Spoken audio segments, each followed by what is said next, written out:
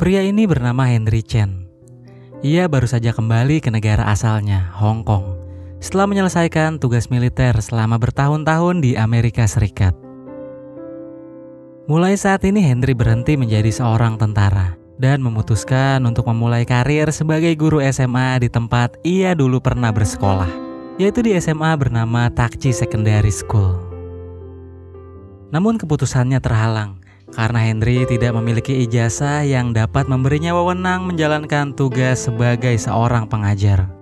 Alhasil kepala sekolah Tak Chi hampir saja menolaknya, kalau saja Henry tidak menunjukkan surat referensi yang ditandatangani langsung oleh pejabat tinggi sekolah tersebut. Henry pun akhirnya mendapatkan pekerjaan yang diinginkannya. Tak hanya itu, ia bahkan ditunjuk menjadi wali kelas di salah satu kelas yang berisi murid-murid bermasalah. Pagi itu di hari pertamanya mengajar, Henry begitu terkejut melihat keadaan kelasnya benar-benar kacau. Tidak ada satupun murid-murid di kelas yang datang ke sekolah dengan niat ingin belajar. Bahkan untuk bisa memperkenalkan diri saja, Henry sampai harus bersusah payah. Karena merasa terus diabaikan, dengan terpaksa ia berkeliling, menyapa sekaligus mengomentari hal-hal yang sedang dilakukan para siswa. Good morning! Ketika akhirnya ia mendapat perhatian murid-murid, Henry mulai menulis nama sekaligus nomor WA-nya di papan tulis. Tapi seluruh siswa justru menertawakannya, dikarenakan tulisan tangannya jelek. Bahkan seorang siswa dengan lancang menyuruh guru baru ini untuk meninggalkan kelas, sehingga Henry harus menunjukkan sedikit kemampuannya di depan mereka.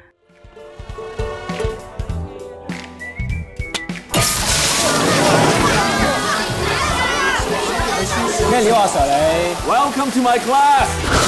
Pada jam istirahat di ruang perlengkapan olahraga, seorang bocah bernama Jack mengajak 4 temannya berkumpul untuk menikmati asap rokok. Kemudian tak lama setelahnya datang segerombol bocah dari tim basket yang berisi anak-anak kaya dan manja. Mereka ini selalu saja merendahkan Jack dan keempat temannya hanya karena mereka miskin. Di hari itu juga Jack berniat melancarkan balasan atas hinaan yang selalu mereka terima.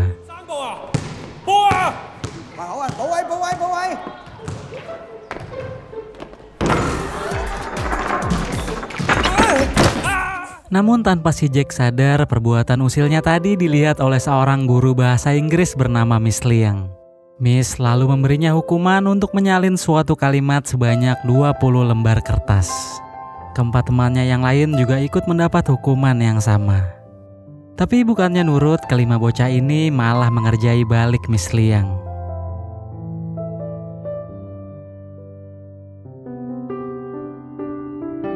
Pada esok harinya, sekolah ini mendapat kunjungan dari Dinas Pendidikan. Mereka datang untuk melakukan peninjauan setelah sekolah tersebut memiliki reputasi terburuk di Hong Kong. Dari tahun ke tahun, jumlah murid yang berminat masuk sekolah ini terus berkurang. Ditambah lagi setiap tahunnya nggak ada satupun siswa maupun siswi dari sekolah Tak Chi yang lulus ujian masuk ke universitas. Maka tidak heran jika Dinas Pendidikan berniat akan menutup permanen sekolah tersebut. Di sisi lain, ketika Pak Henry sedang berjalan menuju kelasnya, murid-murid di dalam kelas sudah menyiapkan jebakan untuk menyambutnya. Tapi dengan refleks yang mengagumkan, Pak Henry mampu menghindarinya. Setelah itu ia menghampiri Jack dan memaksanya menyerahkan bungkusan rokok yang selalu dibawanya. Henry kemudian melempar sebuah pertanyaan kepada salah seorang teman Jack yang bernama Zulfa. Sebutkan 3 bahan yang terkandung di dalam rokok.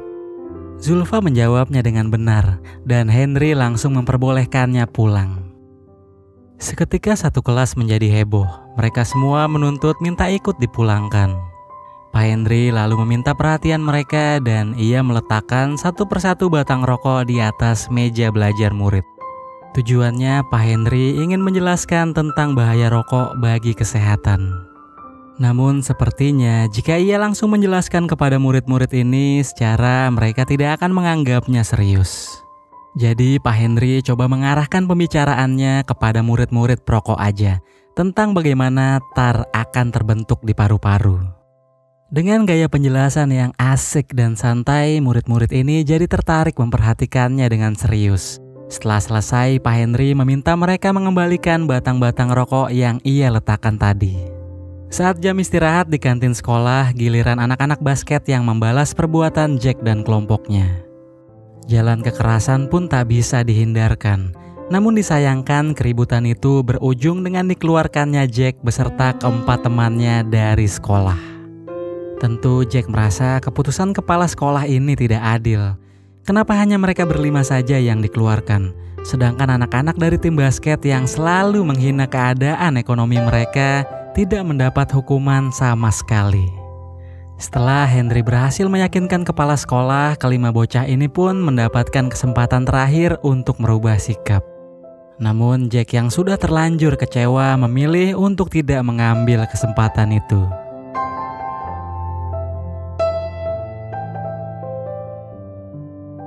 Henry lalu mencoba mencari tahu tentang latar belakang kelima anak didiknya tersebut. Dimulai dari Zulfa, ia adalah putra seorang imigran asal Pakistan yang selalu mendapat diskriminasi ras. Ia memiliki cita-cita menjadi seorang musisi. Selanjutnya siswi tomboy bernama Denan, yang sejak lahir anak ini sudah mengecewakan ayahnya karena sang ayah sangat menginginkan anak laki-laki. Meski Denan berusaha mendapatkan simpati dari sang ayah dengan cara merubah penampilannya seperti anak laki-laki, tapi ayahnya tetap tidak peduli padanya. Terlebih lagi saat Denan memiliki adik laki-laki yang lebih disayang oleh si bapak. Lalu yang ketiga dan keempat adalah saudara kembar bernama Danny dan Kenny. Ketika keduanya masih kecil, ibu mereka melarikan diri bersama pria lain yang lebih kaya dari ayahnya. Sejak saat itu, si ayah berubah menjadi seorang alkoholik. Dari kecil Danny terpaksa bekerja keras agar dapat menghasilkan uang untuk keluarga mereka. Sementara Kenny jadi terobsesi dengan video game hanya untuk bisa lari dari kenyataan. Lalu bagaimana dengan Jack? Sayangnya Henry tidak dapat menemukan informasi apapun tentang latar belakang keluarga Jack. Sebenarnya Jack sendiri bekerja sebagai waiters di sebuah restoran pada malam hari. Malam itu datang seorang pengunjung bernama Tuan Luo. Dia ini merupakan seorang pebisnis sekaligus pemilik sebuah arena tarung bebas di kota Hong Kong. Di sana Tuan Luo bersama rekan bisnisnya membicarakan mengenai sekolah takci yang akan ditutup oleh Departemen Pendidikan. Dan rencananya Luo akan memanfaatkan kesempatan ini untuk menjalankan bisnisnya. Ketika keadaan lengah, Jack diam-diam mengambil korek api emas milik Tuan Luo, tetapi dia keciduk. Anak buah Tuan Luo menghajarnya habis-habisan sebelum ditemukan kartu identitas milik Jack yang berstatus seorang pelajar. Tuan Luo memberinya sejumlah uang serta menawarkan pekerjaan yang menarik untuknya. Di tempat lainnya, Henry mengunjungi rumah Zulfa. Saat itu Zulfa sedang melarikan diri dari kejaran preman karena ia telah mencuri sebuah tiket konser yang tak lain milik ayahnya sendiri. Henry mencoba menyelesaikan permasalahan. Setelah itu ia mengajak Zulfa ke pinggir jembatan untuk memberinya motivasi tentang cita-cita Zulfa, sekaligus mengajarkannya tentang bagaimana cara memiliki mental seorang musisi di atas panggung. Sementara itu pada larut malam di rumah si kembar Danny dan Kenny, ayah mereka baru saja pulang terlambat seperti biasanya. Si bapak lalu membuka kulkas dan melihat stok bir habis. Lalu ia menyuruh salah satu dari kedua anaknya untuk keluar membeli bir, tapi mereka menolak. Pitam ayahnya pun naik, yang membuatnya mengancam akan mengusir mereka dari rumah. Keesokan harinya Henry datang menemui ayah mereka. Ia mengedukasi si bapak tentang bahaya minuman keras dan menyarankannya untuk berhenti mengkonsumsinya. Mungkin dengan begitu si bapak dapat mengembalikan hubungan harmonis bersama kedua anaknya. Sementara itu di rumah Denan, ayahnya membelikan perlengkapan make up dan memintanya untuk berdandan layaknya seorang gadis. Namun Denan yang sudah muak dan kesal lalu menyelinap keluar dengan membawa mobil ayahnya. Tak jauh ia mengemudi, Henry datang dan menghentikannya. Pak Henry menasihatinya serta melarang Denan mengemudi karena ia belum memiliki SIM. Henry lalu membawanya ke sirkuit go-kart, di mana tanpa Denan sadari, Henry juga mengundang ayahnya dan mereka berdua pun adu balap.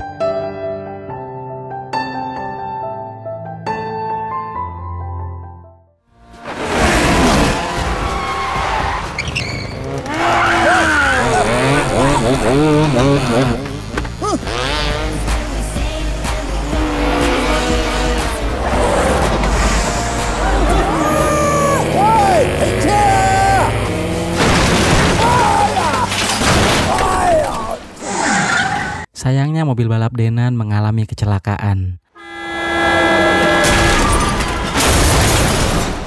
Untungnya Denan masih sempat menyelamatkan diri. Hanya saja sang ayah jadi merasa bersalah dan terus menangis karena mengira sudah kehilangan putrinya. Dari situ Denan memahami akan satu hal, bahwa sebenarnya Denan begitu berharga bagi sang ayah.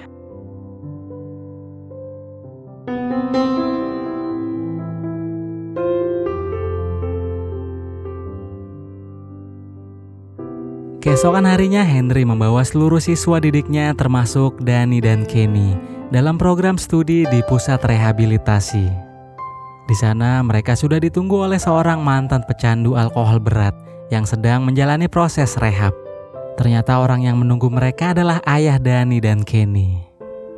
Dalam sesi wawancara, salah seorang murid menanyakan bagaimana awalnya si bapak bisa menjadi pecandu alkohol. Si bapak lantas menceritakan kalau hal itu bermula karena istri yang dicintainya pergi meninggalkannya. Dari situ ia mengalami titik terendah dalam hidupnya, sampai merubahnya menjadi seorang alkoholik dan membuatnya lupa bahwa dia masih memiliki tanggung jawab sebagai seorang ayah. Dia mengaku menyesal dan meminta maaf kepada kedua anaknya.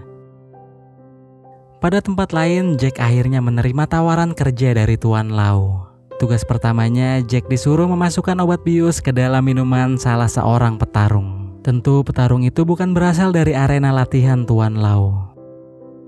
Meski awalnya si Jack ragu, tapi karena ia dijanjikan banyak uang, jadi ia menerima tawarannya. Keesokan hari, Pak Henry mendatangi rumah Jack. Di rumah itu, Jack tinggal hanya bersama neneknya, yang mana kedua orang tuanya sudah meninggal karena kecelakaan sejak Jack masih kecil. Meskipun si nenek tidak tahu kehidupan cucunya di luar sana, tapi baginya Jack adalah anak yang baik.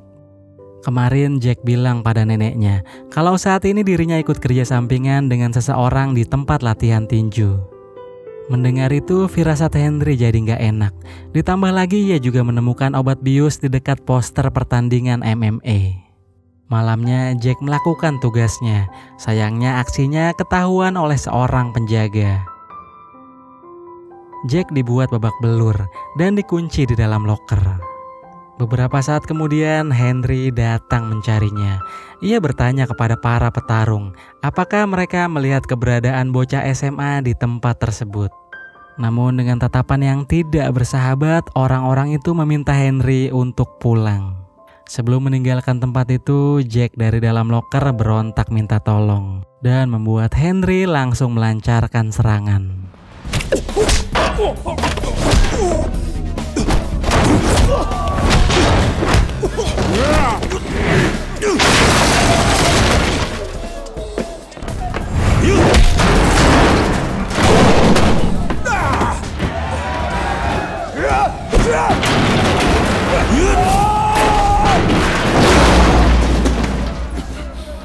Bahkan petarung terbaik arena yang seharusnya bertanding dalam beberapa saat lagi bisa dikalahkan Henry.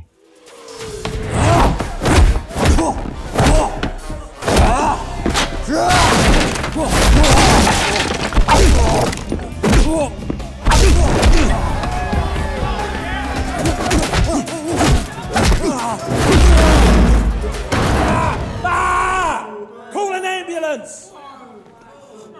Setelah itu Jack mencoba mengungkapkan kebenaran tentang siapa Tuan Luo kepada polisi. Tapi Tuan Luo terus berkelit sampai akhirnya ia dapat lolos dari penahanan. Setelah mendapat perawatan atas luka-lukanya, Henry lalu mengantar Jack pulang. Dalam perjalanan, Jack melihat neneknya sedang bekerja cukup keras. Di situ ia berpikir untuk kembali ke sekolah dan belajar dengan giat demi bisa meringankan beban si nenek. Sementara itu, atas kejadian tadi malam, berita perkelahian yang melibatkan guru SMA Takchi menjadi viral.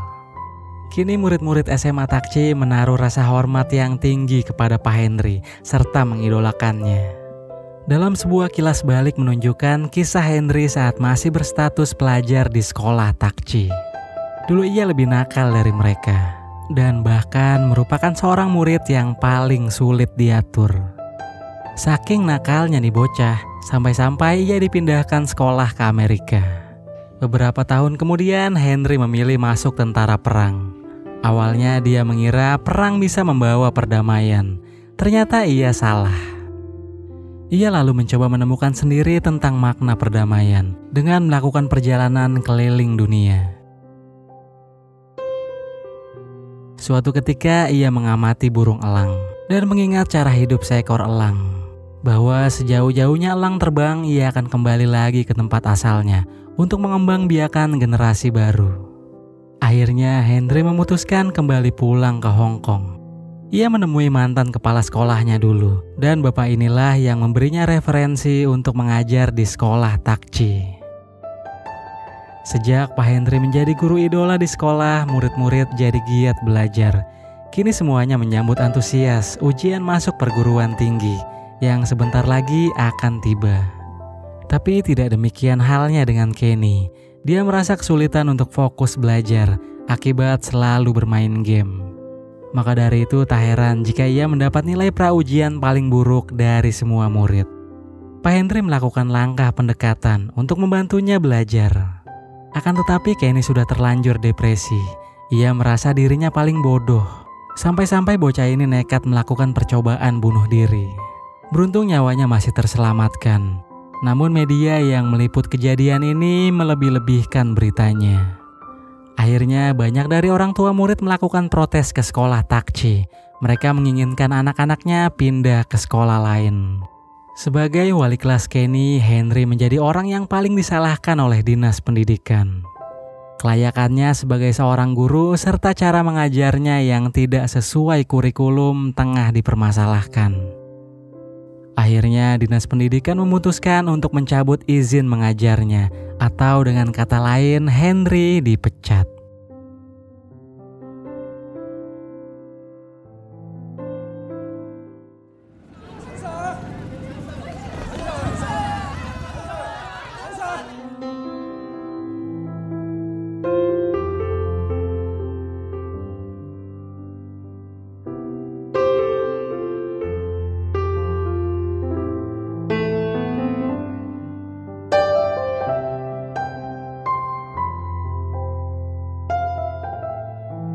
Sejak hari itu murid-murid kelas 3 SMA Takchi sepakat untuk belajar 2 kali lebih giat dari biasanya. Mereka melakukan itu tak lain untuk membuktikan kepada dinas pendidikan bahwa mereka telah salah memecat guru yang baik. Dan juga jika nantinya nilai dari murid-murid tahun ini bisa meningkat, maka bisa saja sekolah Takchi tidak akan jadi ditutup. Kabar ini pun didengar oleh Tuan Luo. Dirinya terancam tidak akan bisa menjalankan bisnisnya jika sekolah Takchi tidak jadi ditutup. Tiba di hari ujian. Sebelum ujian dilaksanakan, murid-murid mendapat WA kalau Pak Henry akan menemui mereka. Mereka pun berkumpul, namun ternyata itu adalah tipuan yang dibuat Tuan Luo agar murid-murid ini tidak bisa mengikuti ujian. Namun siapa sangka kalau ternyata Pak Henry juga ikut datang ke sekolah dan menjadi penyelamat bagi mereka.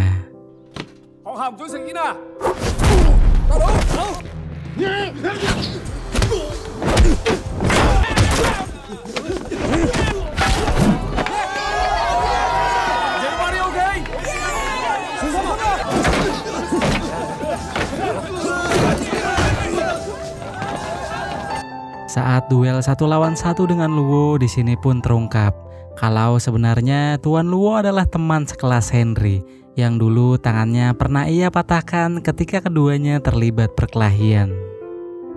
Kejadian itu pun mengubur mimpi Tuan Luo yang pernah bercita-cita menjadi seorang pianis. Sebenarnya Henry terus kepikiran dengan apa yang pernah dilakukannya tersebut. Malah sampai hari ini ia masih merasa berhutang satu permohonan pada Luo, yaitu permohonan maaf. Sebagai hukuman atas rasa bersalahnya, tanpa ragu ia menusuk kakinya sendiri, lalu menyampaikan kata maaf pada Luo.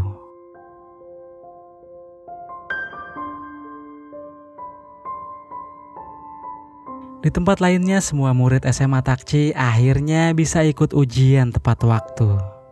Atas usaha dan kerja keras mereka dalam belajar, akhirnya semua murid lulus ujian.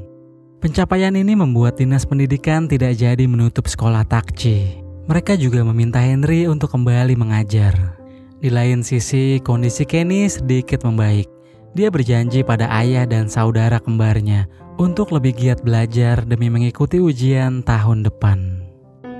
Sementara itu Tuan Luo kembali meneruskan hobi lamanya yang dulu sempat ia tinggalkan. Ia mulai bermain dengan pianonya lagi, meskipun harus banyak berlatih untuk bisa menjadi sehebat dulu. Dan cerita film ini pun berakhir.